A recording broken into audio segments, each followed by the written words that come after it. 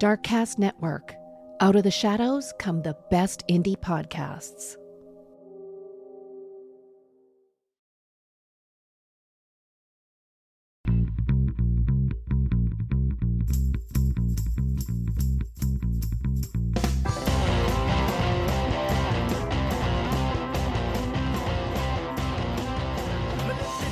Are you tired of hearing about the Ted Bundys and Jeffrey Dahmers on True Crime podcasts? I thought so. We've got something just for you.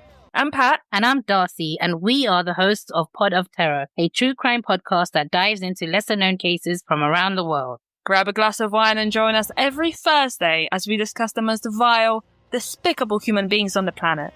It'll be a dark and twisted journey, so don't forget your drink. You're gonna need it. We're looking forward to seeing you next Thursday.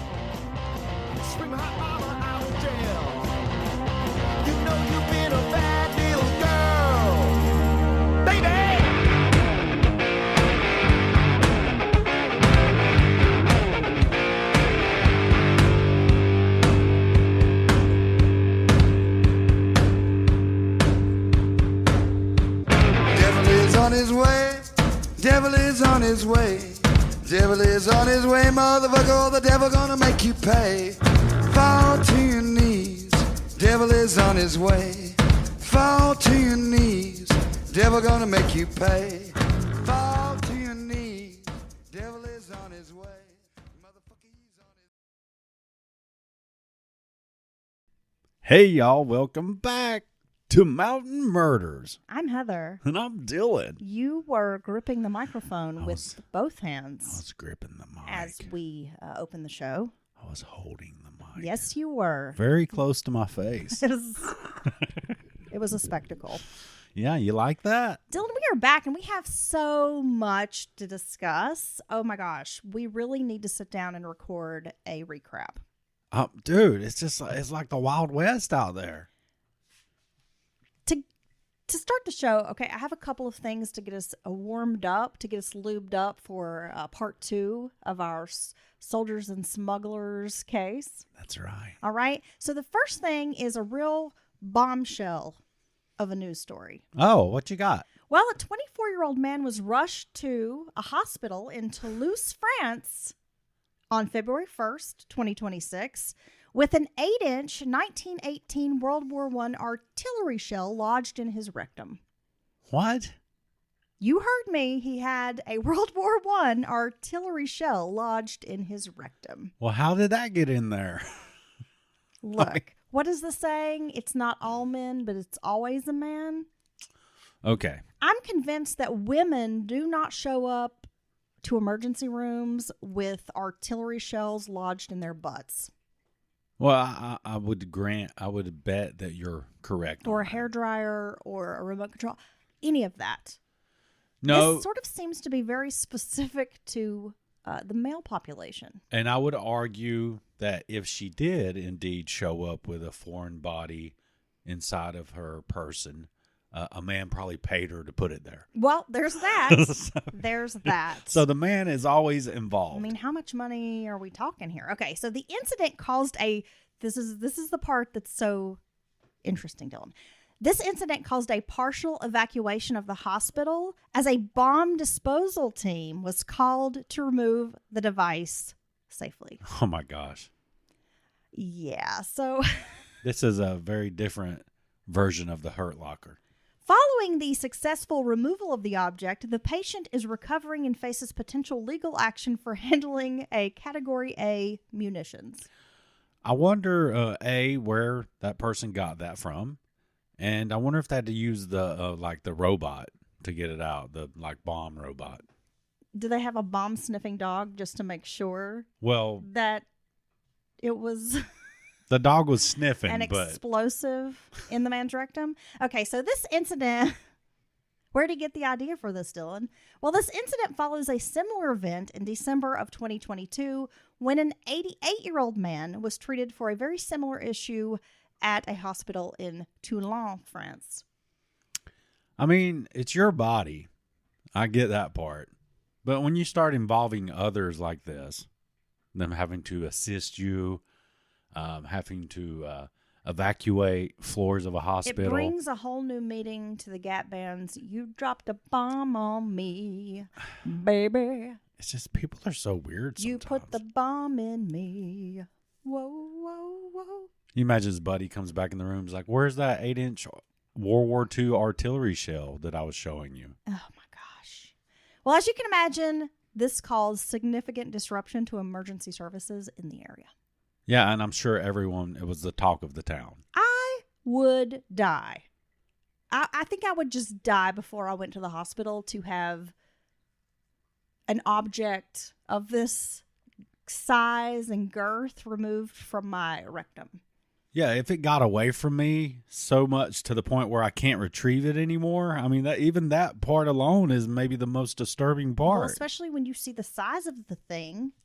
Well, I'm because saying. Not only is it 8 inches in length, but it's quite girthy. Okay. You would definitely need 2 hands to wrap around this thing, Dylan. Oh, come on. That can't be real. I mean, seriously. It is real, Dylan. It is real. We also were, I guess, gifted or I don't even know what you would call it, further disturbed with the release of 3 million more pages of the Epstein files. Oh, yeah. And I'm telling you, bro, some of these revelations they're pretty fucked up, I will just say. No, it's gross. Not all of it is substantiated. Right. Some of it's just like tips that they couldn't follow up on, or no information came from it. But some of the other stuff is truly disturbing. Well, look, in this day and age, I think this whole case has kind of gotten lost in the sauce, if you will, because it's polarizing, it's politicized, it's this, it's that. But at the end of the day, I think we've forgotten how disturbing that this person Epstein was, and many people around him, and he's just a weirdo. I mean, he's gross. So many photographs, disturbing images of children.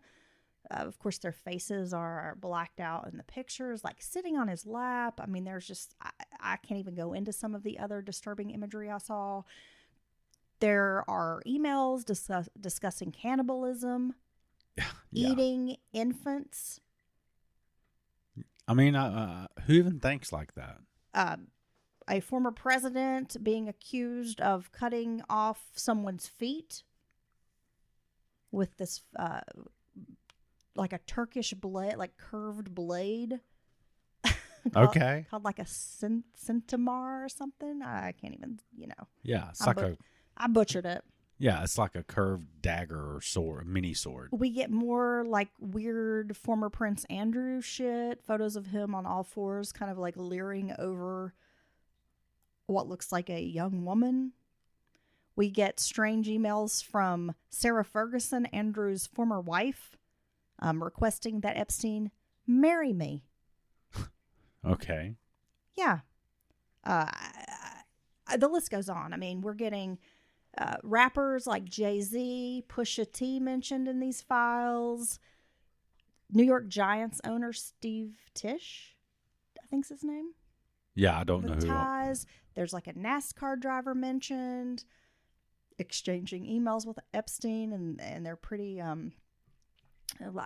don't even know. They're pretty perverted emails, I guess you could say, graphic, sexual in nature. So what's a NASCAR driver talking about?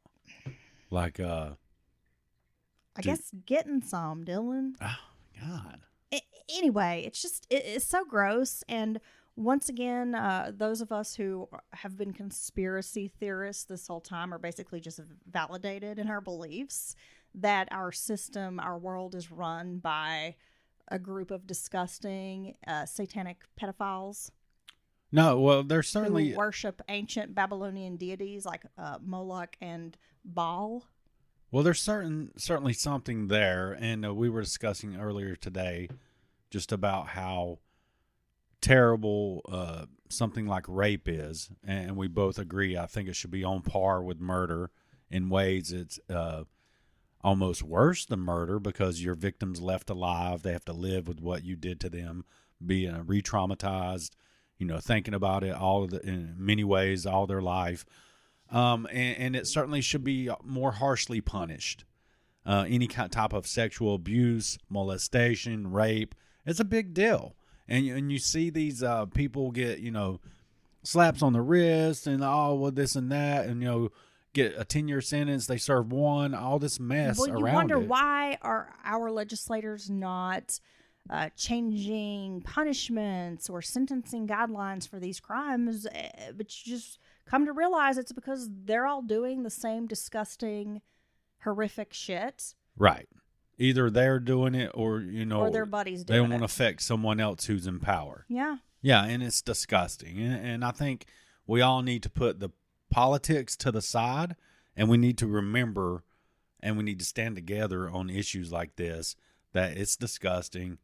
Protect the women, protect the children, and these types of people need to be removed from our society. They need to be, but they literally are grasping the levers of power. So it's really a hard thing. Distracting us with other nonsense. Yeah.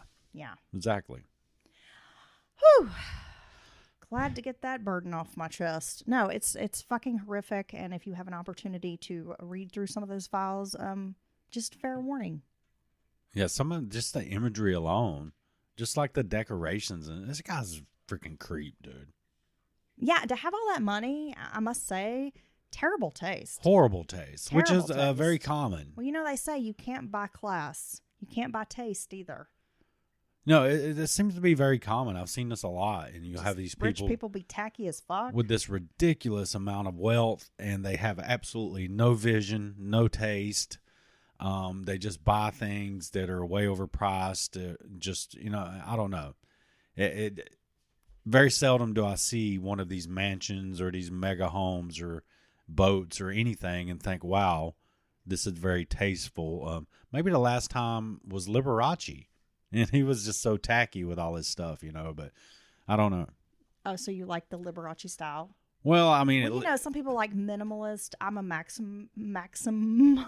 Well, at least he had a style. You know what I'm saying? Because I love lots of stuff. At least it's not 4 shades of beige. You know what I mean? Yeah. Yeah. Oh, don't insult folks out there who like different shades of beige. Well, it's fine. It takes all kinds to make the world go round.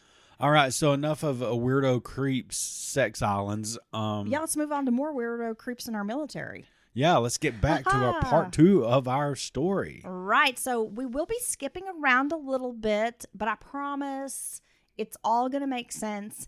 This is part 2, and I did not anticipate we would need a part 3, but we're definitely this is going to end up being a multi-part series. Oh. Because we have so much to discuss, Dylan. Now, we were speaking on Timothy Dumas last episode. He was a quartermaster in the Special Forces, and he failed a drug test in May of 2014, and this failed drug test was related to cocaine, which is a definite no-no in the military. So, I mean... Or so they say.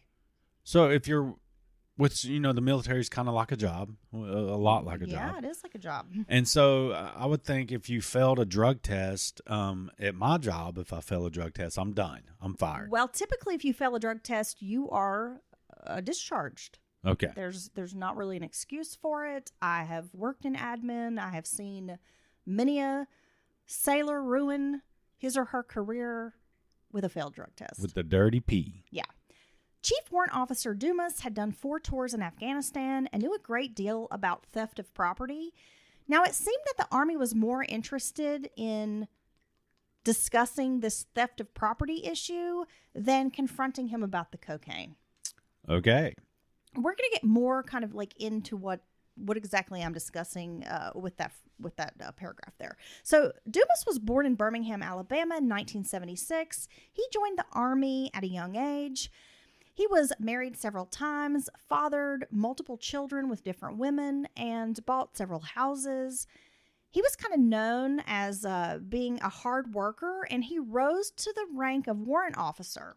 And if you're unfamiliar with the warrant officer, it's kind of this niche rank that's earned through training and merit. It exists between being an enlisted soldier and a commissioned officer.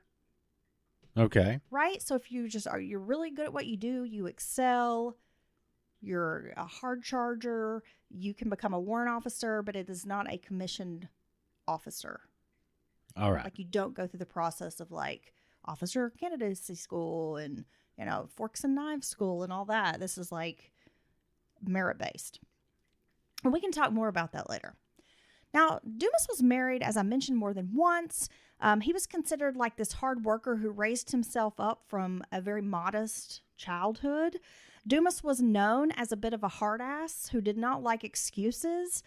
One of his sons said that people respected his father but also feared him. Dumas was known by a certain catchphrase he would say to people, and that was, "Pull the sand out of your pussy, boy." Oh, wow. Yeah. That could go right on a t-shirt. Yeah. Well, you definitely don't want sand up in there, I can tell you. Sand in the hoo-ha, no fun. His last command was the 95th Civil Affairs Brigade. Now, this unit falls under the Army Special Operations Command. Their job is to work with civilian populations in conflict or post-conflict war zones so that military operations do not completely wreck the local society, and they aim to stabilize it. They're airborne qualified, and they deploy alongside special forces, rangers, etc. This unit influences governments and populations through non-lethal actions. Propaganda? Okay. Well, diplomacy. I was wondering if they were some kind of like a liaison. Well, civil affairs, yeah. But it sounds like maybe they're more trying to get a pulse on the locals and steer it in ways that are advantageous for the military. Now, Dumas liked to make people think he was some kind of elite soldier, but he was a logistics guy overseeing military supply chains. Now, a soldier in this position requires honesty and integrity, and it is said that Dumas had neither. Remember we were discussing all of that money in part 1? Just right. Stacks of cash. So, he's the guy who's, in charge of that. So he's the guy who actually receives the pallets of cash. Cash and, any supplies, weapons, all the stuff. Okay. That's pretty important. Well, yeah. And you want someone who's honest. And like I said, he does not have the best reputation. Dumas also liked telling people that if they needed a, problem solved, meaning like a person taken out, oh gosh, removed, that he was the guy for it. I can do this for you. Nice. Yeah. From 2012 to 2013, while on active duty, Dumas ran a nightclub in Fayetteville. The club was cited for multiple offenses, including permitting minors to consume alcohol on the premises, untaxed liquor, which is a big no-no in North Carolina, failure to return rented property, and prostitution.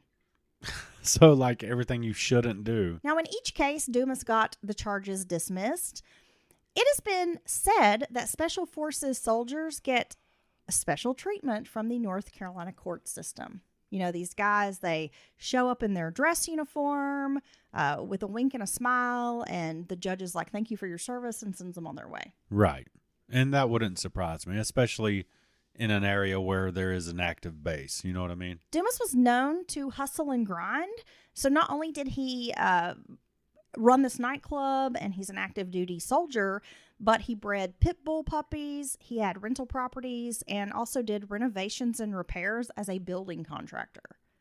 So guys just always looking for ways to make money. He was also known to illegally convert AR-15 assault rifles into fully automatic weapons. Oh gosh. For some cash. Which is very illegal. Many thought he was involved in some kind of crime ring because Dumas spoke of all the different guns he could get and had access to. In some ways, it sounds like he really likes to talk the talk. Right. He's a big talker. He's hustling, got all these different little things he's into, but I think but he's also maybe a little full of shit. Yeah, he's not quite as important as he is. Right. He thinks he's probably not a trained assassin, or, he's not a hitman. Right. It's just put the fries in the bag, dude. Right. Yeah. A soldier who worked alongside Dumas got into trouble for misuse of the property book system. Dumas was questioned. Now, this is when He's failed this drug test. They bring him in. They don't seem as interested in talking about the drug test. They want to know more about this theft of property.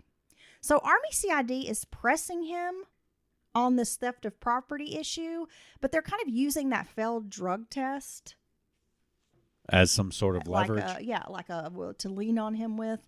Now, he denies any knowledge of the scheme, but instead he offers to share information about this other scheme that's going on with a trucking company in Afghanistan. 2 years later, the New York Times will break the story about an Afghani trucking company that worked with supply officers to fraudulently bill the U.S. government for work that didn't take place. The Afghani who owned this business received payments from the U.S. government, cut in soldiers that were involved. One soldier named Tanya Long was caught trying to smuggle $1 million back into the U.S. via Fort Bragg. At the time, these criminal investigation agents, the CID agents, they do not want to listen to Dumas on this Afghani story. Oh, we should call him Dumas. Well, that's the thing. I know people who go by Dumas, and I know people who go by like Dumas, like it's more of like a French name. Oh, okay. Yeah, so I'm not sure. I'm going to call him Dumas because of the Dumas Walker song. What's that? We just call him Dumbass. Well, we can call him that too. So they don't really want to listen to him on this story, and they write down that he offers no credible information, even though 2 years later it will break what he's told them. Wow. So with just a little investigation, they could have uncovered this 2 years earlier.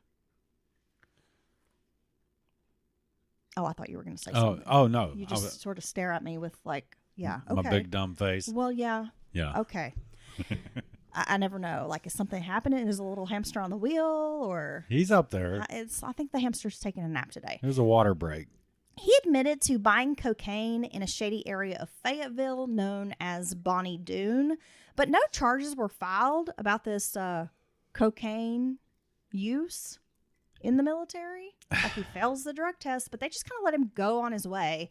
But this does not mean that a dark cloud does not permeate around him. So after this happens, he's kind of marked. Okay. If you know what I mean? Well, yeah. Yeah. He's kind of considered, shady guy. Knowing the Army could dishonorably discharge him for that failed drug test, Dumas made a rash decision. He sat down and wrote a long letter about the trucking kickback scheme in Afghanistan, as well as an information about this international drug smuggling ring connected to the Kandahar airfield. Oh, my gosh. So he puts it all on paper. That sounds like a pretty big deal. According to Dumas' son, he had heard for years that Special Forces soldiers were smuggling drugs from overseas to Fort Bragg. So it didn't really surprise him that his father had written this letter, because this was always kind of something that people heard. He had heard this. Right. People whisper. The soldiers were selling drugs to street dealers, and this was a scheme that had been going on for years. Smuggle in drugs, sell it to street dealers. I mean, this was happening in Vietnam. They were bringing back marijuana, heroin, all sorts of stuff in the caskets of dead soldiers. Well, yeah, I mean, there's probably 1,000 different ways to smuggle stuff, and like we said in part 1, they're outside There's a whole song, Copperhead Road. Yeah. About bringing you good seeds from Vietnam, right? They're just outside of, regulatory bodies and customs and things like that. So, yeah, I mean, it doesn't surprise me one bit. Yeah, you could smuggle something in a World War I artillery shell up your rectum and yeah. get it into the country. Just got a suitcase. It's one way to do it. But it doesn't surprise me that there would be people doing this, and it's been done on, I think, a massive scale. Well, humans are going to human. Right. Right? So we're going to skip to another element of the case for a few minutes, and then I promise, this is all going to make sense. We need to discuss Freddie Wayne Huff II. All right. Now, Freddie Wayne Huff II was born in 1980. He never served in the military, but was a lawman. Not long after high school, Huff joined the Lexington Police Department. Considered a highly motivated young officer and a bit of a perfectionist, he was a canine officer and seemed to have this natural sense of finding drug money at traffic stops. I want to be talented at seeking out money. Maybe not like drug money, but just like finding hidden money. Yeah. Officer Huff busted many cartel couriers, seizing hundreds of thousands of dollars per bust. Huff was deputized as a DEA task force officer and assigned to El Paso for a period. Now, this agency is known for being the main source of intel on Mexican drug cartels, this specific DEA unit out of El Paso. Oh, wow. Yeah.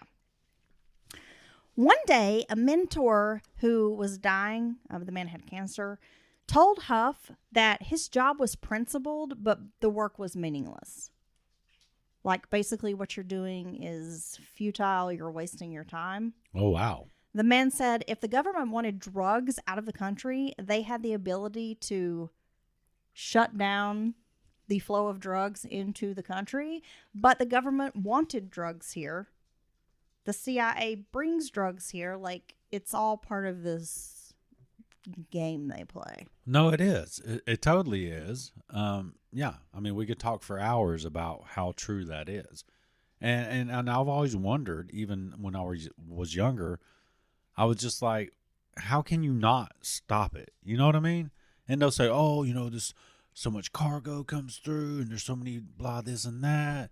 And the points of entry, so much traffic. And I'm just like, yeah, I mean, that kind of makes sense to a degree, but it's like I would attack the front end of the operation, not the tail end, right? If I have to worry, I don't have to worry about it coming in if I attack production. I mean, it's not rocket science. A year later, he returned to Lexington Police. From 2010 to 2013, Huff seized $1.3 million from 25 traffic stops. Nice. Now, this all took place on I-85 between Charlotte and Greensboro, North Carolina.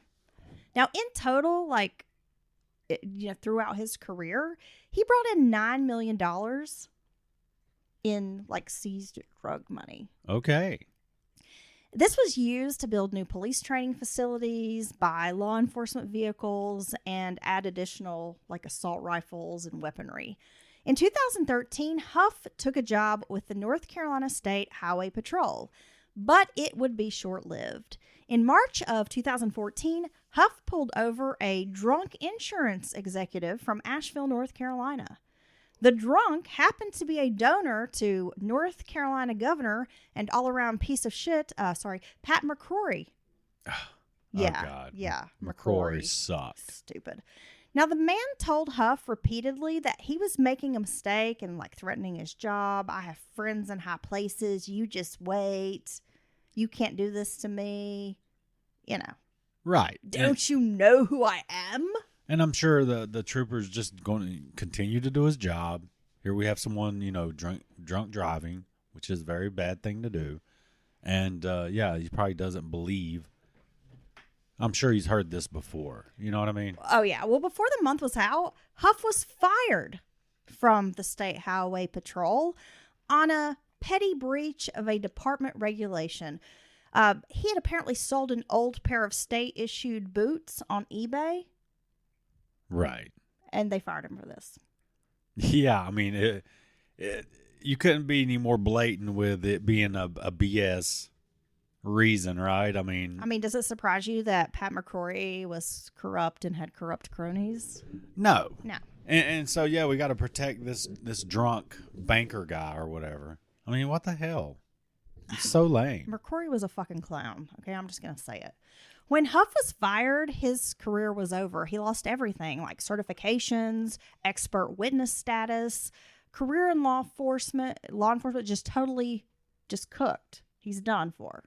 That's crazy. Stick a fork in him. He was blackballed. This basically turned Huff. Remembering what his colleague had told him, he knew that if he was ever given a chance, he was going to make millions in the game. Oh, wow. Fine then, fuck y'all. Yeah, because he spent I'm going to get mine. Whole career doing what he thought was right. And I'm sure the whole time getting the attaboys for, seizing all this money. They're happy to spend it on various things. Yeah, they are. Pass it around to their friends because that always happens.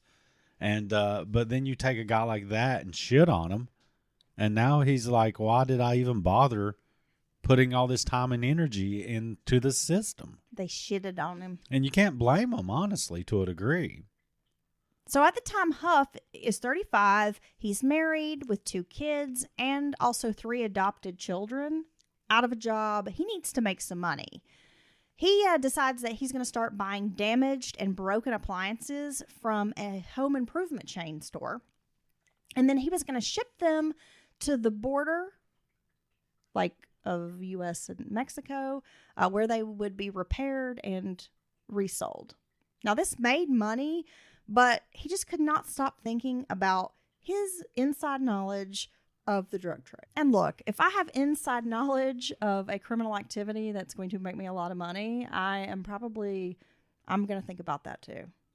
Right? Well, I mean, I guess it depends on what the inside knowledge and what the said activity is. Mm-hmm. But I mean, you take a guy like this who's tried to, been doing the right thing inside the system, an actual cog in the machine, and you kind of shit on him, right? I mean, I don't know what happened to him wasn't okay, and you can literally, it's almost natural for someone to feel like this. And then you have intimate knowledge of how people, well, you've seen all this money's flowed through your. I mean, just think about that. All that $9 million, he touched it. It literally went through his hands. He touched it. Yeah, he touched every bit of it.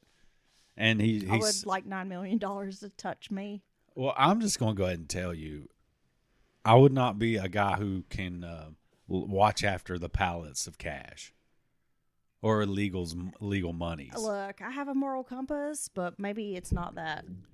Maybe it's not always pointing north. You know what I'm saying? Well, I'm going to get me some. I don't know. I mean, money's money. Yeah, it's very tempting. I like shoes. I like to think I'm a good person, but, well, I am a good person. But You're the best person, Dylan. It would be hard. Just having all access to this cash like this, Well, look, I'm here to say, like, if somebody's like, hey, you can become head of this drug trafficking operation and make millions, I'm probably going to do it. Okay. Unfortunately, no one's ever approached me. You don't get a lot of offers that. But hey, if someone's out there and you want to make me like a cartel boss or something, just hit me up. Okay. mountainmurderspodcast@gmail.com. Yeah, just I'm let us know. available for lots of business opportunities. Always looking for one. You know what I'm saying? She thinks like a criminal, just so y'all know. I could be a criminal mastermind. I really could. Thank you. That's a compliment. He knew of an appliance repair shop in Laredo, Texas, that was owned by a major player in the drug world. Los Zetas was one of the most feared cartels in Mexico. Many of those involved in Los Zetas were military trained, like in the United States. So this cartel had a sophisticated criminal army working for them. Right. Paramilitary. Finally, Huff was able to make the acquaintance of someone who could introduce him to this appliance guy in Laredo. So, they make the introduction. Huff lets him know, like, I want to buy drugs wholesale. They strike up a deal. And from 2016 to 2021, Huff became their main man in the Carolinas, extending operations to Georgia and Virginia. He ran the appliance business as a cover for trafficking cocaine. He got a warehouse. He bought more trucks, hired additional employees. Huff was moving 50 to 100 kilos of cocaine every week. Damn. Is that a lot? Yeah, that's a lot. Okay. I don't know. I don't even really know what a kilo is. Is that like a pound? I think it's 2.2 pounds. Is that like a fancy pound? Well, like kilometers are like twice a mile almost. Is it? Yeah, I don't know. I'm not smart. I don't know either. It's a lot. I ain't been to school in a long time. He knew how to conceal the shipments, like, for example, wrapping kilos in ammonia-soaked towels, vacuum sealing them in plastic, and then layering the bricks in another chemical that he knew drug dogs did not like. So they're going to, like, Yeah, well, that's the whole thing is he knows how the dogs are trained. He knows how the searches are done. So this is really, he does have the tools to be good at this. He rented a house in Lexington, North Carolina to serve as a hideout. In the first few years, he developed a pipeline to Fort Bragg. He mainly sold to street gangs across the Carolinas, think like Bloods, Crips, Gangster Disciples. His own little cartel and security was made up of former cops and soldiers from Fort Bragg. Wow. So he also has his little militarized staff. So a kilo is 2.205 pounds. Thank you. So he's moving 100 pounds plus a week of cocaine. Okay. Think about that. That's a lot of cocaine for something that gets sold by the gram. Yeah, that is a lot. Yeah. Okay. Once in 2018, FBI agents showed up at the warehouse. He had $700,000 in drug money stored in a washing machine that was right there. Like all they had to do was open up the lid. There's a bunch of drug money, right? So as you can imagine, like he's probably sweating, butthole a little bit puckered, not sure what's happening. He's thinking like, this is it.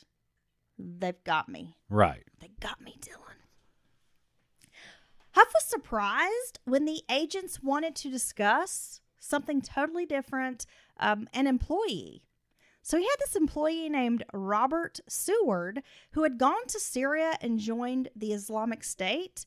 He eventually escaped and returned to the U.S. after realizing, like being a jihadist wasn't really for him. It wasn't all it was cracked up to be. Nah, he's like, I need to get the hell out of here. Yeah. Yeah. He's looking around for the 72 virgins. He can't figure this thing out. So that man, Robert Seward, is the one who made an introduction to Timothy Dumas. Huff and Dumas became business partners and best friends. Really? Huff described Dumas as, quote, probably the most amazing guy I've ever met. But he was sure to add, no homo after that. Damn. So Yeah. This is a completely platonic best friend relationship. They are besties. It's a bromance. Dumas was a valuable partner to Huff. He was able to distribute to a drug trafficking network within the military, the majority being special forces soldiers who had deployed to Afghanistan. He knew these men would resort to anything, like even murder, because they were trained to kill. And these soldiers played by cartel rules when it came to collecting debts, settling disputes. Yeah. Damn. Right. So we're dealing with some dangerous folks here. Yeah, most definitely. These soldiers were also selling grenades and other weapons like automatic arms on the black market. Before Dumas was kicked out of the army, he had a job where he was falsifying entries into the property book accounting system to keep anyone from noticing those stolen items. Criminal organizations in the United States were getting much of their weaponry from the 4 branches of the armed services. That's crazy. Navy SEALs sold machine guns to the Mongols outlaw biker gang. Marines stationed at 29 Palms sold assault rifles to the Florencia 13 gang. Gangster Disciples in Chicago had purchased pistols from soldiers at Fort Campbell, Kentucky. Okay. I mean, this mind-blowing, right? This is America coming full circle. Back to that letter that was written by Dumas. So one day in 2019, Dumas gives Huff a thumb drive and asks him, will you hold on to this for me? It contained a blackmail letter. Nobody ever gives me a blackmail letter either. Look, I would be great at safekeeping your blackmail letter. I want to be somebody's kill switch. Right. Yeah. So exactly, it was now going to be used as a dead man's switch. So if anything happened to Dumas, he wanted it made public, like an insurance policy. The letter, as Huff described it, was, quote, seriously incriminating shit. The letter alleged that soldiers were bringing opioids from Afghanistan and distributing them at Fort Bragg. It named service members who were involved. Huff could only remember one name in the letter, and that was William or Will Lavigne. You know, Billy Lavigne from Part 1. Yeah. Our Delta Force operator. That guy. That guy. He was dispersing meth and cocaine to military personnel in and around Fayetteville. Again, we're skipping around a little bit. We need to discuss Sergeant First Class Mark Leshikar. Now, remember in part 1, I told you Billy Lavigne had been involved in a murder that just kind of went away? Yeah, I know. This seems to keep happening. Well, we're going to talk about that right now. On the morning of March 21st, 2018, Best Bros, Mark Leshikar and Billy Lavigne were driving back from Disney World in Orlando, Florida. Both men had been on this days-long drug binge, cocaine, MDA, pills, opioids, Xanax, stuff like that, and also bath salts. God. Leshikar had this paranoid feeling that they were being followed. Lavigne told his friend, like, you're hallucinating, you've taken a lot of drugs, like, we're fine. Lavigne, again, I mean, he's Delta Force operator. He's trained in counter surveillance and evasive driving, and he knew no one had been following them. As they hit I-95 toward Fort Bragg, he keeps trying to reassure his friend. Just chill out, bro. It's just the drugs. We're good, bro. Yes. Just like Hunter S. Thompson said, the drugs had taken hold. So just chill. Lavigne and Leshikar had their 2 daughters in the back seat of the car. So they went to Disney with their two on this little girls. With this drug cocktail. They did. Now, of course, the little girls don't know what's going on. They just know their dads are arguing, and it's kind of scary. Because most little kids don't want to hear adults argue. Right. Right? It's scary for little kids.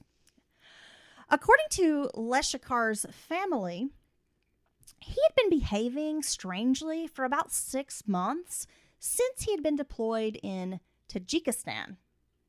There was some kind of incident, though details are unknown about what exactly happened to him. Along with some other Green Berets, these men were stationed in Tajikistan. Leshikar returned from this deployment with a droopy eye. Like he received some kind of injury? Possibly, yeah. And so when his wife is like, what happened, he claims he sustained a traumatic brain injury after an ambush attack with a roadside bomb. However, the army said no soldier had been injured or killed in Tajikistan like ever, but a doctor prescribed tramadol, which is a painkiller, to this soldier. Okay. So we really don't know what happened to him, and it seems like his story's not quite checking out. But also it could be, he's Delta, right? Well, he's a Green Beret. Well, he's a Green Beret, but I mean, they do classified stuff as well. Yeah. So maybe it's something that the Army won't admit to. He also had a steady supply of Xanax, which he took with the opioid tramadol for his supposed PTSD as a result of this fake ambush. Okay. Leshikar was also snorting cocaine, like quite frequently. He told his mother that the Green Berets regularly used cocaine to stay awake for night operations. He claimed it was like taking an antidepressant. No, it's not. That's not true. It's not? No. But hey, I got to say, some antidepressants are pretty damn hardcore, in my opinion. His mother, Tammy, reasoned that her son acted fine when he was using cocaine, but that it was alcohol that would truly make him lose it, freak out. That alcohol was the bad thing. Right. Just a little bit of cocaine. It's kind of like vitamins. So drinking made Leshikar become sullen, and he would say things to his wife like, I'm a bad person, right? Like, I kill people. So he'd, Sounds like he's fun to take out to the bar. Start throwing a little pity party for himself or whatever. Like, that's bro, right. You signed up to do this. Anyway, Leshikar was born in rural Idaho in 1984. He joined the Air Force right out of high school. He did have a period of civilian life, but then returned to the military in 2010, getting a special forces slot in Washington's Army National Guard. He went to Fort Bragg for Green Beret training. He became what is known as like a professional reservist. he would just jump from job to job to job, like different orders with the military. Yeah. Like, to, and he's making money and he's like constantly employed, if that makes sense, but he's still just a reservist. Right. So he's not ever on, like, it's like not permanent duty. He's still a reservist, but just keeps taking these different jobs with the military. I see. Deploying and whatnot. Friends shared horror stories about Leshikar, like that he would show them videos of throwing incendiary grenades on villagers' huts and burning people alive. All right. Like, hey, man, look what I did. And, of course, people were like, wow, that's awkward and weird. Get away from me. Well, yeah. I mean, who wants to hang out with someone like that? I feel like you would have to be a psychopath to want to hang out with people like that. Well, yeah, for sure. Like a person who's like, hey, I have this torture video. I don't want to see that. No. I don't want to be around you. I would be scared of you. In 2017, Leshikar suffered a clonic-tonic seizure. A brain scan showed no physical trauma, but the doctor believed that the seizure mostly had to do with his chronic insomnia and a heavy use of prescription drugs. And cocaine. Well, yeah, I don't know if the doctor knows he's using the cocaines, but, he's like, well, you're taking a lot of medicine and not sleeping. Okay, so back to Billy Lavigne. His house in Fayetteville was kind of known as a place where active duty Delta Force operators would hang out and abuse cocaine and MDMA, whatever other assortment of drugs they could get. They just had all the drugs. Hallucinogenic mushrooms, pills, all the shit, right? Billy's house was known to have coke, quote, just everywhere. Lavigne was dealing cocaine as well. Another soldier said drugs were the culture at Delta Force. Everyone knew about it, but nothing was done. It's like nobody would stop it. In an incident on February 26 of 2018, Leshikar got very drunk at an Irish pub in town. His wife was celebrating her 36th birthday, and when they returned back to their apartment, Leshikar flew into a violent rage and grabbed his sister and nearly tossed her from the balcony of the apartment. Now, the next day, when he was sober, he learned what he had done and was completely shaken by it. He admitted drugs and alcohol were becoming a problem, and he stated that he and his wife were going to get sober together. This is what he's telling his sister. Okay, moving on. To celebrate his daughter's 6th birthday, Leshikar planned a trip to Walt Disney World. Lavigne and his daughter joined them. Leshikar, who had been sober only briefly at this point, found alcohol was abundant at the Magic Kingdom. Yes, it is. You can just go buy it anywhere and everywhere. Which is kind of weird, right? Well, yeah, I find that to be kind of weird. Well, I mean, people say, well, adults go there too. Yeah, I know, but it's like one time I was at Chuck E. Cheese's and I figured out, the people next to us bought beer. I'm like, can you not have a drink at the kid's birthday party? I mean, what are we doing? And this is coming from someone like me who maybe has drank too much in their life. I don't know. I just feel like alcohol consumption and children. Well, it just kind of doesn't go hand in hand. Well, it's just like adult spaces. I think there should be adult spaces. I also think that mom and dad can go some places and not have access to alcohol and just go hang out with the kids, right? I mean, I don't know. It's weird to me sometimes how you can buy alcohol almost everywhere. I mean, we were in a grocery store the other day and it had a wine and craft beer bar in the grocery store. In the grocery store, they're like, yeah, you can go shop and then I think you could get the beer and walk around and drink it. I think you could. Yeah. What? Shit. You were in heaven. Well, you were like, we need to start shopping here every time.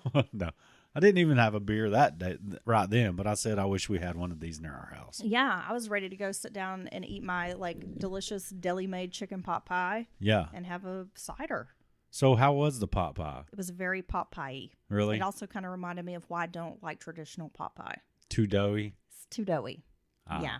Yes. And almost a little too salty. Yeah. Or something. Okay. I'm not a big, I don't salt my food really heavily. No. I mean, I like salt, but not super salty.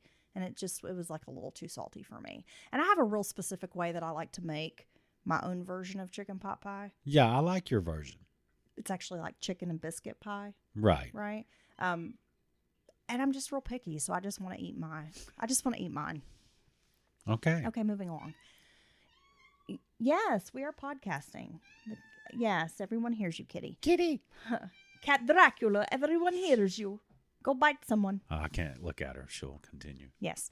Okay, so they're at Disney. They're drinking. There's, like, I guess, beer and liquors and alcohol, whatever, free-flowing at Disney World. So they're getting bent with or they're getting twisted with Mickey. Yeah. It's also St. Patrick's Day. Oh, Lord. Like, weekend or whatever as well. So the two friends get drunk during the trip. With the kids. And I don't mean like, they just are like, oh, it's St. Patrick's Day, let's have a couple of drinks. No, it's like a the bender. Entire trip they are drinking. Leshikar planned to get clean after this trip and saw this as a bit of like a final party before sobriety. Taking your kids to Disney? Yeah. That's so weird. This is my farewell. This is my last hurrah. Well, this is why drug and alcohol addiction leads to not always making the best choices, Dylan, even when your kids are involved, right? Well, yeah. The men drank alcohol during the day while the children are, riding rides, exploring the different, like, little theme parks, the jungle adventure, the zoo, whatever. Then at night, they would stay up late partying. Lavigne was using cocaine. I mean, they're just taking drugs, drinking, partying, and then we're here with our kids. On the way back from Orlando, Lavigne insisted they stop off in Savannah, Georgia, because he needed to meet a guy. And it was in this very shady part of town. It was assumed that Lavigne went to score more drugs. Okay. Because he can't make the 4-hour drive from Savannah to Fayetteville without some more drugs. No. And the fact that there's two kids in the car means absolutely nothing. No. The men spent the night in Savannah, and then they were said to be kind of coming and going from the motel room all night. Yeah. When they left for the final 4-hour drive to Fayetteville, Leshikar was described as being just like completely whacked out of his mind. Yeah. Yeah. All right. Not only did he have alcohol, cocaine, MDMA, the tramadol, the Xanax, but also some Russian-based drug that I can't pronounce, so I'm not even going to try, and bath salts. We know how awesome bath salts are. You might eat a homeless person's face while you're high on them. I just can't believe you're mixing all this. Doesn't sound like a good idea. Which even when I partied, quote unquote, back in the day, I was never big on the cocktail method, Well, that's good to know, Dylan. The mixing a bunch of different things. I'm glad you were such a responsible, reasonable drug user. Well, yeah. I mean, I can be a very good recreational drug user.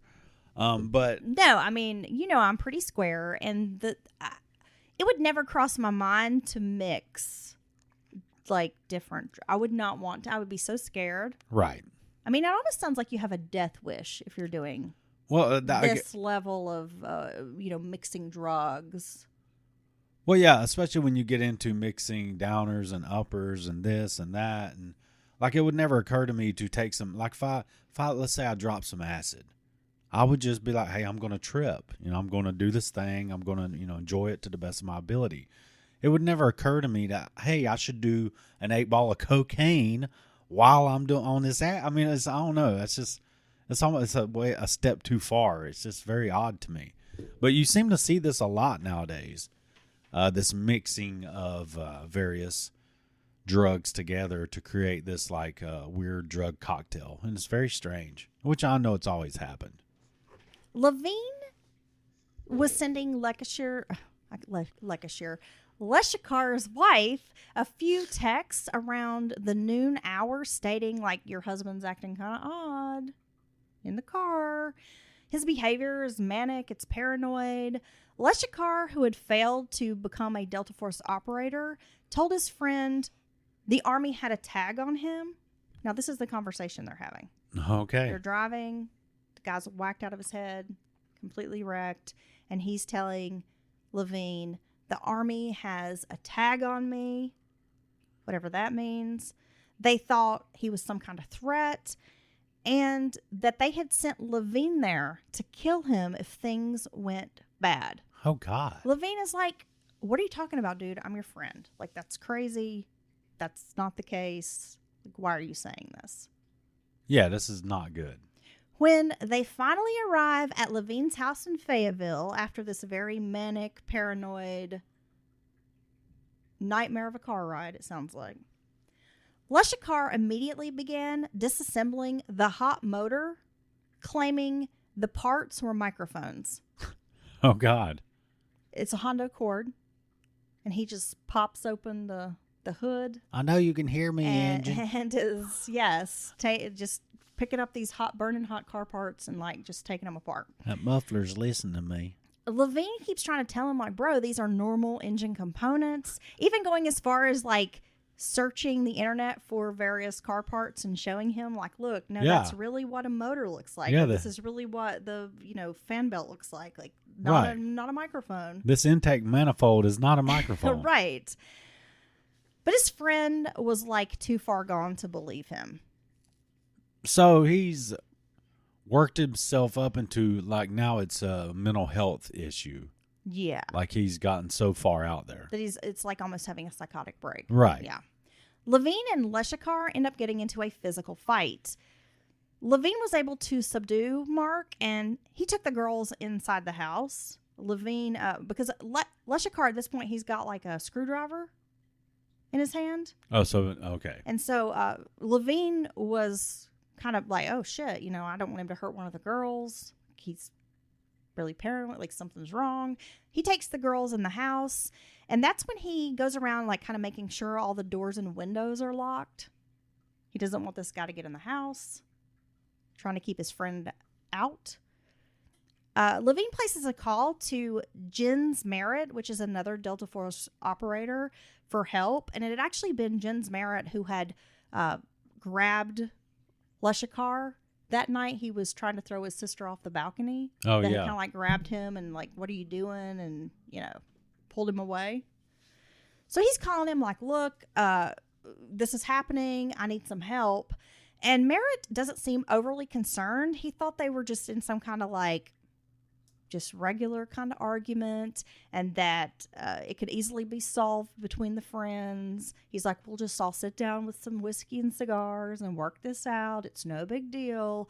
Not really, I think, understanding the level of insanity that's happening. You've got, like, this drugged out guy with a screwdriver outside trying to get in the house and taking apart a car. And well, and in his defense, it's not the first story he's heard about him, right? Right. So, he's probably just thinking he's, drunk again, whatever, not a big deal. Right. So Merritt's like, okay, I'll be over in a minute, whatever, to mediate. Now, by taking Melanie Leshikar into the house, Lavigne had further angered his friend, because now he's got his friend's kid in the house. Damn. Right? Leshikar begins pounding on the front door. Now, this is while Lavigne is making sure the house is secure and is talking on the phone. That 6-year-old Melanie hears her dad knocking, and she opens the front door. Damn. So when Lavigne returns from the security check, he finds the door wide open. Leshikar is standing there and just charges toward him. See, that's the thing is, I know he's trying to look out for his friend, but he should have been calling the damn police. Right. When he was calling other people to help and all this and that. Now, Lavigne is startled by this. He's got this Green Beret all hopped up on the drugs and the liquors running at him, right? So he grabs the Colt 1911, which he concealed carried at all times. And, so what happens next is this poor little 6-year-old girl witnesses the shooting of her father at close range. Damn. She said later that the men had been arguing. Lavigne had locked her daddy outside, which made him mad. She let him inside. That her dad was mad at Uncle Billy. She got pushed to the side near the stairwell, and that she saw Uncle Billy pointing a gun at her daddy, and then her daddy was doing some kind of dance. Oh, my God. She heard a shot, and her daddy fell to the ground.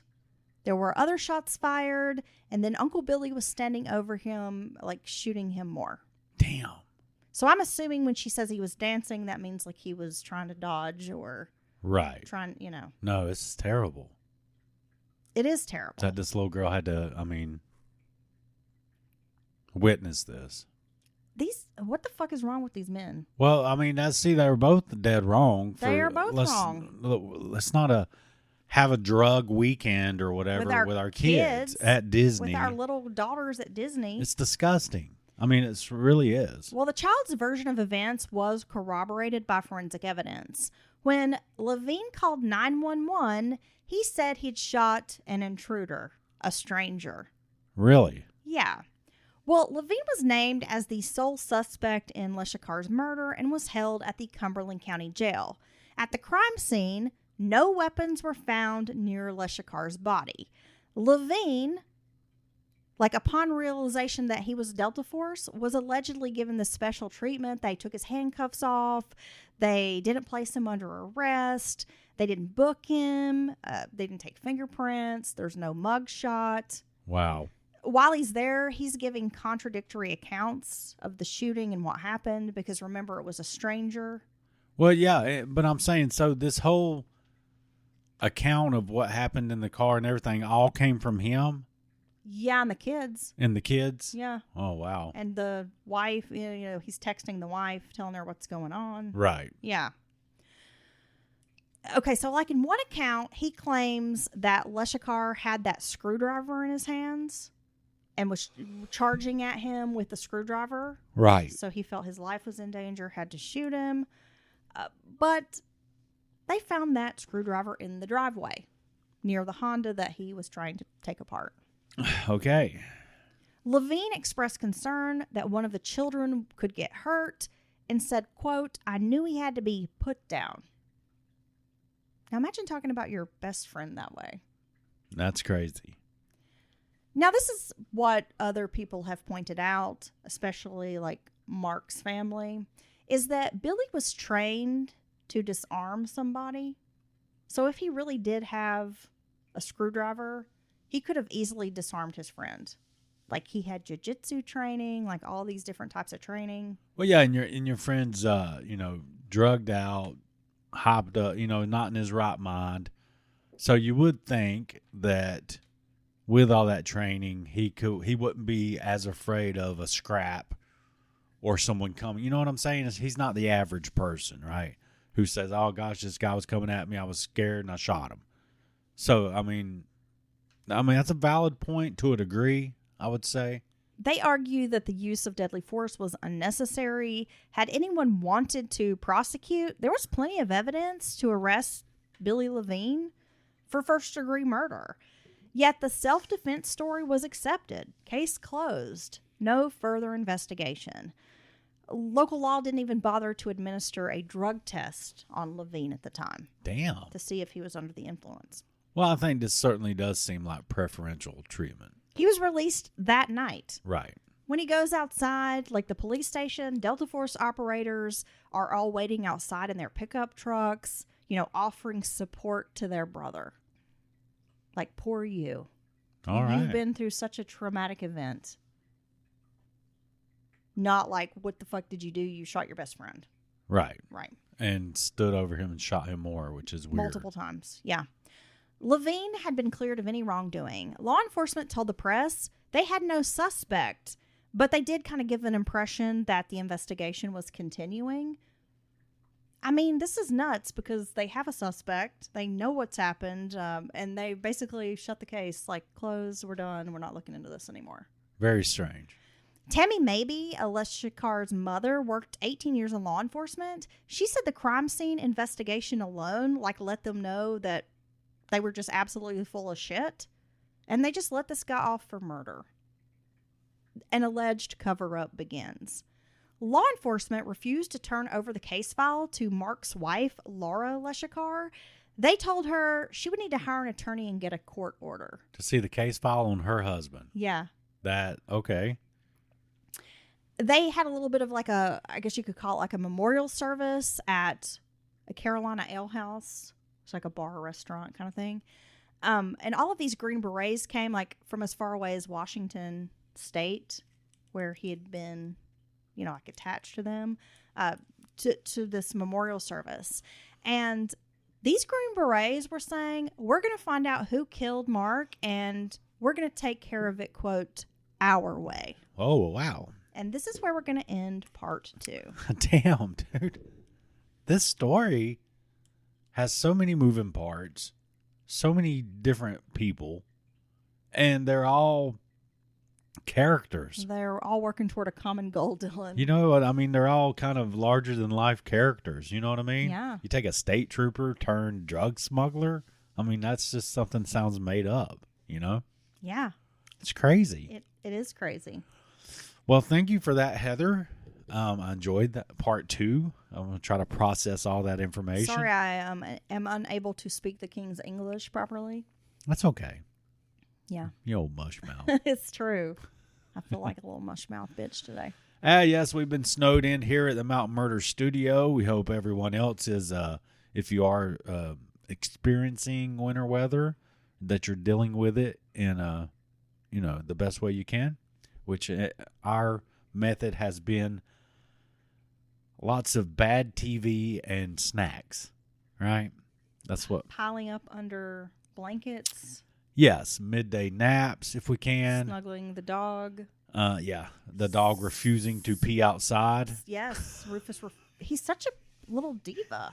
But this is only like the second time he's ever seen snow in his life, and this was a good bit of it. We've taken him out multiple times today. Like all day, we've tried to get him to go make a pee. Right. And he refuses. He won't make it a pee. He walks down the driveway. He sniffs around, and then he just stops and looks at us. I don't know where he's putting all that pee.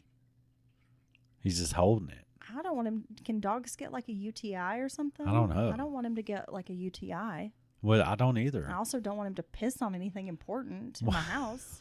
I don't want him to piss on anything unimportant. Well, there's that. All right. So until next time, stay groovy. Yeah, we'll be back with a part 3. I know we've skipped around a lot, but this story is just wild. It is wild, and I think it definitely needs a part 3. And we cannot wait. We are going to get back to the middle of the week recaps. Promises, Dylan. So much to talk about. We cannot wait for that, and we will see you then. Bye, Dylan. Bye.